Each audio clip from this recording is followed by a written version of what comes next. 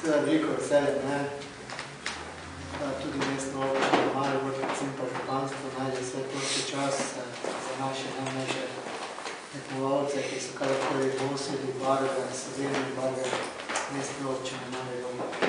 Zelo sem vesel, da sem tudi lahko izkoristil svojo priložnost in naše najmlajše najboljše počakal na slovenskem letališču na Brniku in da sem lahko vzdušil, ki je bilo zaželel vse najrešče četi. Slovensko ekipo ste se vrnili iz Amerike, iz teh svetovnih iger specialne olimpijade, kjer smo Mariborčani spet igrali veliko vlogo. Kako je to potekalo? Te igre so bile od 3. do 15. v Idahu, v Boiseju, v Združenih državah Amerike. Ciklus je normalno olimpijski na 4 leta. Naši 3 učenci so se uvrstili preko državnih tekmovanj v to ekipo, ekipa je bila sestavljena iz 17 tekmovalcev. Naši 3 eden je v tekmovalskem smučanju, 2 dekleti pa sta tekli na smučeh. Kakšni so bili rezultati?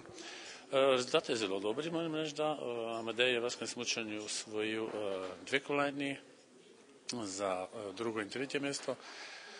Nives v teku je bila na najbolj uspešnih v državni reprezentanci z 2 zlatima in 1 srebrno iz štafete in pa Suzana eno ravnostojno 6. mesto v teku na smučeh tudi. Kakšno pozornost pa posveča država oziroma občina temu tekmovanju? Jaz moram reči, da na nivoju države je nekako sistemsko rešeno preko športa invalidov.